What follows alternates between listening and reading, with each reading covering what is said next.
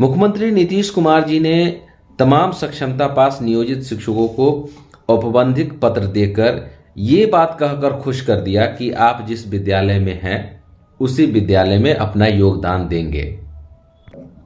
और इसके बाद सार्वजनिक तौर पर भी उन्होंने कहा कि हमने 1.5 लाख से अधिक सक्षमता पास शिक्षकों को राज्यकर्मी का दर्जा दे दिया। लेकिन एक बात समझ से परे है कि इन तमाम शिक्षकों को राज्यकर्मी के दर्जा वाला जो वेतन स्ट्रक्चर है वो कब से मिलने वाला है। इन तमाम मुद्दों पर कोई संघ संगठन आवाज उठाने के लिए तैयार नहीं है। लेकिन आज हमारे साथ आनंद पुष्कर जी हैं, शिक्षकों के मुद्दे को ये प्रखरता से उठाते हैं और मुख्यमंत्री नीतीश कुमार जी के साथ इनका इंटरेक्शन लगातार रहता है। सबसे पहले तो बहुत बहुत स्वागत है आनंद पुष्कर जी। मेरा पहला सवाल है कि तमाम नियोजित शिक्षक जो सक्षमता पास थे उनको सरकार ने राज्यकर्मी का दर्जा दे दिया है और जिस विद्यालय में पदस्थापित थे उसी विद्यालय में उन्हें योगदान करने के लिए कहा है। लेकिन इस बात पर जो गुत्थी है वो सुलझ नहीं पा रही है कि इन शिक्षकों को स्ट्रक्चर जो है वेतन का स्ट्रक्चर राज्यकर्मी वाला वो कब मिल पाएगा। देखिए, उसमें मैंने उस समय भी विभाग को भी यह संज्ञान में दिया था और सरकार को भी दिया था। और मैं तो यही कहूंगा कि जो भी हमारे शिक्षक हैं जिनको सरकार का मंतव्य था और हम लोगों ने इसकी आवाज को प्रमुखता के साथ उठाया था और 2017 से जो सरकार का संकल्प था कि मैं भी जो है इन शिक्षकों को, बिहार के शिक्षकों को सरकारी कर्मी का दर्जा दूंगा।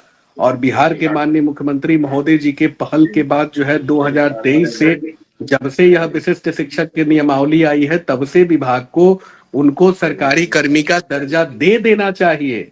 और 20 तारीख को जब माननीय मुख्यमंत्री महोदय ने इसकी पहल कर दी है, उसकी घोषणा उन्होंने कर दी है, तो मुझे लगता है कि दिसंबर 2023 से ही उनको सरकारी कर्मी का दर्जा नियमावली जो बनाई गई है उसमें विभाग ने भी लिखा है कि प्रशिक्षित वेतनमान से ही आपकी वरीयता का निर्धारण किया जाएगा। यानी कि शिक्षकों को जब से वेतनमान मिला है तब से उनकी गणना की बात चल रही है। और मैं तो 2020 की नियमावली भी विभाग को संज्ञान में देते रहा हूं और दिलाऊंगा भी, जिस नियमावली को मेरे पिता स्वर्गीय श्री केदारनाथ पांडे जी ने बनवाया था शिक्षा विभाग से कह के। और लगातार जिस सवालों की चर्चा जो है बिहार विधान परिषद में वो उठाते भी थे, क्योंकि 14 वर्षों के बाद शिक्षकों के लिए एक सेवा शर्त नियमावली बनी थी।